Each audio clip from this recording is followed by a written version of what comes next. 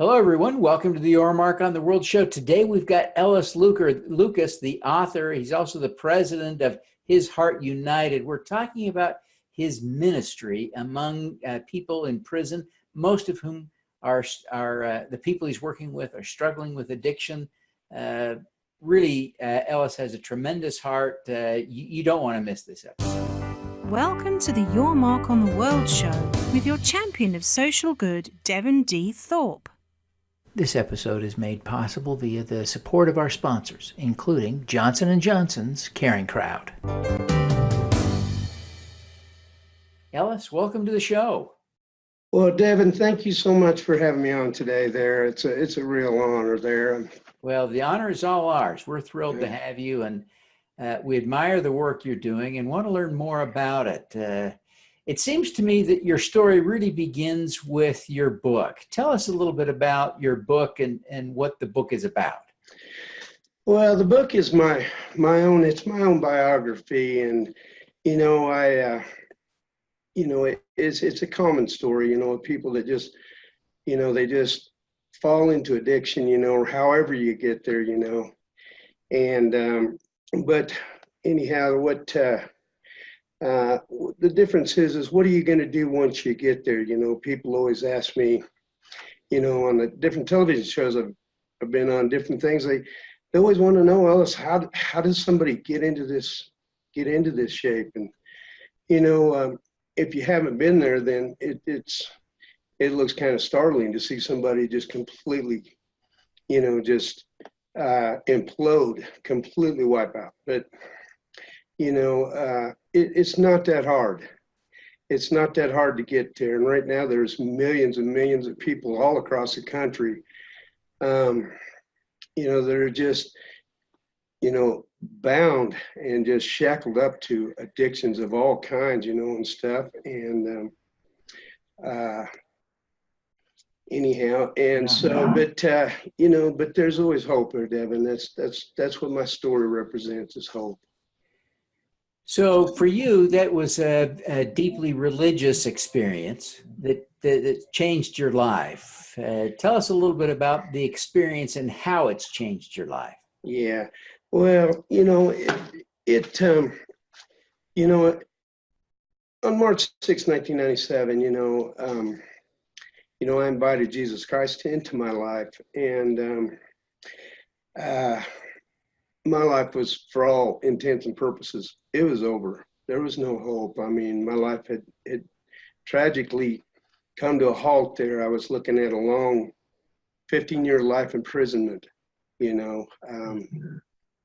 Basically, I was homeless and went to stay with a person I knew down in Kansas City for a few days. I just got a job, and I just needed a few days to try to put together a couple paychecks,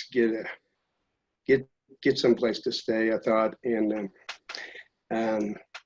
it was a big meth operation going on back in Kansas City. And on March 6, 1997, the SWAT team, busted in there early that morning and just, destroyed the place, hauled us all in, took us to jail. And, we were all, charged with, with felony, drug charges and stuff there. But,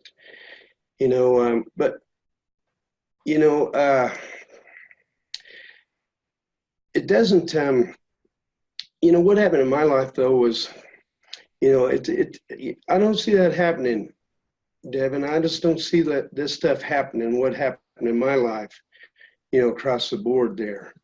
And what did happen in my life was for a purpose, and it was for a reason, and as a Christian, it doesn't matter what suffering takes no prisoners, it doesn't matter what religion you are, what political side of the aisle. I mean, we're all going to suffer, and addiction is a very serious thing that has affected nearly every family across the country in one way or another now.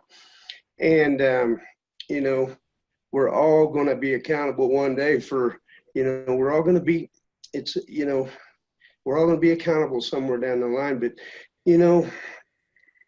but I was, right now, The Health and Human Services has reported, in a recent report, that there's $740 billion lost in taxpayer money annually right now to, to incarceration, to rehab, to, the loss of work and productivity, and that's not counting the real damage, which is the broken families and, divorce and people, they really, most people, so many of these people, Devin, they didn't start out like I did, partying and getting stupid.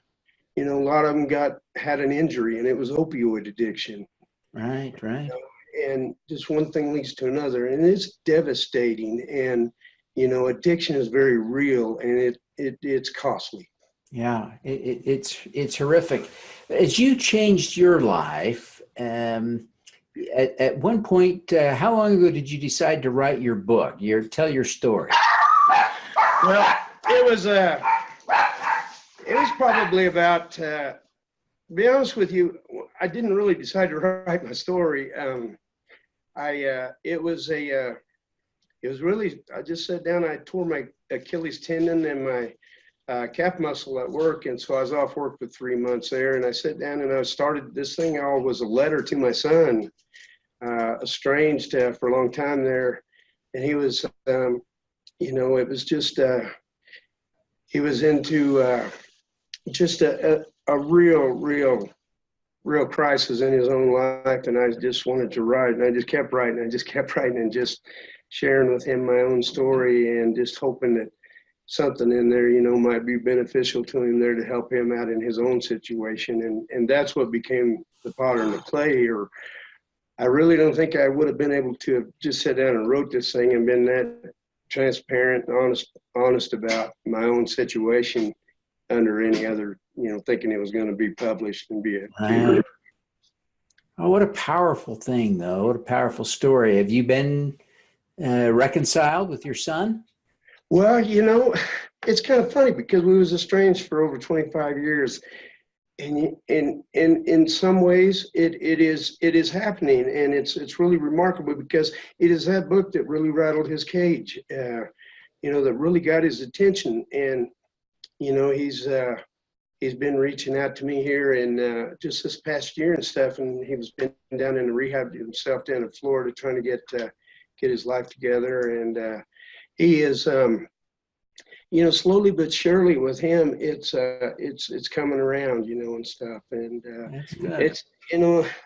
it's just amazing because my whole family, I was at odds with my dad, growing up, and really, it was really just kind of a bitterness that kind of began to grow, and it just took root in my heart somehow, but it really turned into something that just took control of me. And I think the drugs and alcohol and I think that was in part to cover up just the stuff that I was feeling and different things there. But anyhow, and it's kind of the same thing, where he was. Sure. But now, my whole family has been restored since these years. It's been 21 years now since Christ came into my life. But it's amazing because my whole family now. My sisters. Across the board there, and I had so little to do with it other than just being the person that I am today. Mm-hmm. That's great. So tell us about His Heart United and your ministry in prisons and the work you're doing there. Yeah, His Heart United, it came to be because of this story back in the in the early days. I was getting invited all over the place to share my story and stuff, and and it just kept growing. And I'm also a recording artist and a musician. And so, I had a little band and we traveled around and stuff, and it just continued to grow. And my wife, Peggy here, she, is really she's the one that really thought that Ellis, this thing's growing and stuff. And I really think that, I really think that God has a plan for your life and that this is it. And so we, several years ago now, we formed, the foundation back in Missouri originally, and now today it's a Missouri and Colorado foundation there. But, we do a lot of, prison ministry. We have Broken Chains prison ministry. We go into prisons and everything. We do a lot of large, concert, outreach events and stuff there where we, go out and just, have, friends come with us. I got a friend that's a former lead singer for a band called Kansas, and a couple legendary, rock legends from way back when. We go out and do a lot of stuff, but there's everything.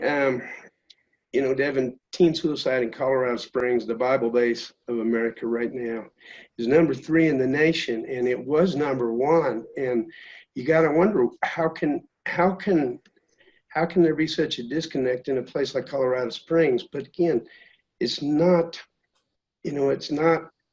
a Christian thing or anything. It's a humanity thing, and I really honestly believe, if the truth is known, Devin, addiction is the biggest humanitarian crisis going on in the inner cities and in this country today there, because homelessness and poverty and addiction are just festered all up in there together and stuff. Yeah. And anyhow, one of my visions, though, one of the things that we hope to do, and we want to do it here early next year, is begin to buy some of these homes and stuff, maybe set up some ranches, but we want to put some situations together with some of these to get single mothers out of compromised situations, because divorce leaves 2 households. That weakens the financial situation in the family right there. Yeah, it does. A lot of times, moms say they're wonderful, loving creatures, and they they begin to feel the pressure of the financial obligation, and boy, next thing you know, they start to make bad decisions, and this man and that man, and it's just devastating on the kids. We want to provide some places where we can take them in and train them, and some new training, get them away where they can even start a business, maybe even establish some microfinancing, that's going on in different countries around here for the mothers over here in America today. But it's to keep not just the mother, but it's basically to shield, it's to give these kids a better shot out of that environment. They're growing up right now in these compromised situations, and let them have this, a fair shot at growing up and really staying away from that stuff. Well, Ellis, what are you most proud of having accomplished? Boy, Devin, I am not proud of anything that I've accomplished. I'm so fortunate to be alive myself. Well, that's kind of a beta question.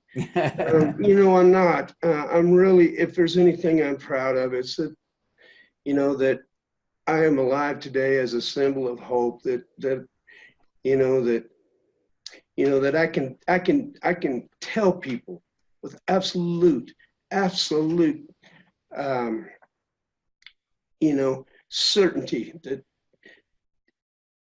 there is hope, that I don't care what kind of situation you're in this life right now. There is no situation, no pain, sin, failure, you name it, beyond God's ability to forgive, heal, and restore. And, one of the things that I have discovered is that the people that I deal with personally that do reach out and get a hold of me is that, mentally they're just already defeated. They don't realize that, your worst disaster can be your greatest strength in this life. There's people all across this country and around the world that are suffering right now. Do you realize that your greatest mistakes are a common thing here, but that could be used right now to go out and strengthen other people in a very similar situation. People think they're diseased, and you can call it whatever you want. I just call it, life, and stuff. It happens to the best of them. And I come from a great family, so it's not just an inner city thing. It can, addiction, and it affects everybody. Sure it does. Sure it does. So, Ellis, what is the most important lesson you've learned as you reflect on on your life? Boy, now you're talking about Mark Webb. Mark Webb, I wrote about him in The Potter and the Clay, and in my new book coming out, Wanted. And I learned so much from Mark Webb, from the years of us doing ministry together, but even more from the time when we wasn't even friends at all. In fact, we were borderline bitter enemies. And I'm not proud of that, Devin, because when I first met Mark, I'd been a Christian for 7 years.